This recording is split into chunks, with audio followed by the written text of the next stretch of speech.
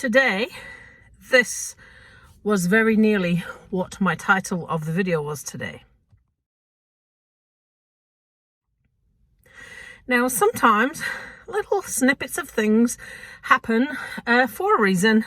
Sometimes you just happen upon people for a reason, and today was one of those days.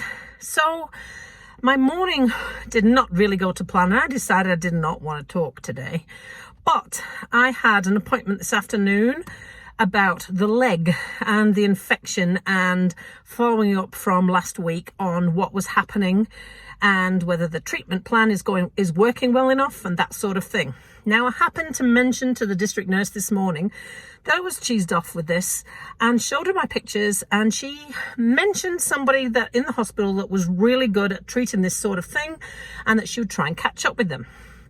A whole lot of other coincidences happen, culminating in the fact that I'm sitting in the coffee shop in the hospital drinking coffee, killing time before my next appointment, and past walks Rossi and one of the nurses from Dunedin Hospital.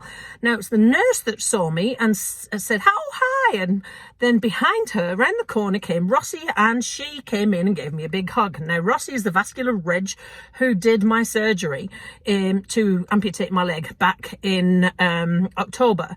And so she sat down in the coffee shop and we had a little chat, and I said how naffed off I was about everything and how this whole infection has scuppered my plans. And she knew about the race in February because I had spoken to her and we had set that as a goal before she did the amputation. So we're now on a schedule because the infection is potentially disrupting my plans. So I was just talking about how disgusted I was about this and about how maybe I should see a wound specialist or something like that. "Oh, don't you worry," she said, "and I'll just mention it when you get around the corner." So as it turns out, long story short, I end up seeing a nurse who can, and I had a little bit of minor surgery, and she has dressed it again and is going to up my district nurse visits to daily, because it's not moving fast enough. Hallelujah, somebody's listening to me. And they need to treat it quicker to get it healed quicker. So I'm feeling a lot more positive about that.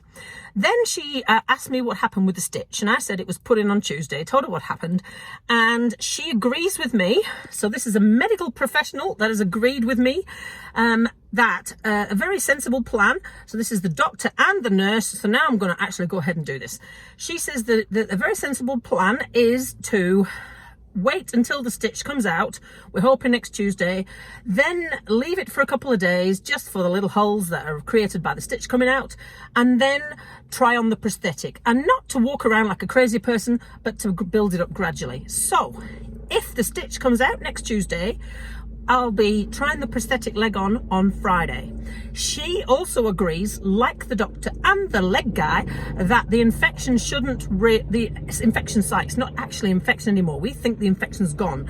She thinks that the site where the infection is actually has got no impact on anything, and it's more the pressure on the bone. I'm going to stop because there's a helicopter.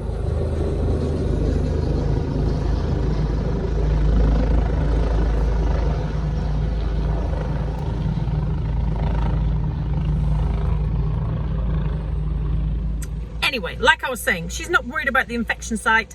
She said, "I'm being very sensible that I should wait for the stitch to come out, leave it a few days. It's the pressure of that to make sure that it's healed, like the leg guy and the doctor said. So next Friday, I'm going to try the leg on, all being well. Or if not, at the end of the weekend, if the stitch comes out on Friday." But she almost took it out today, so it must be looking good.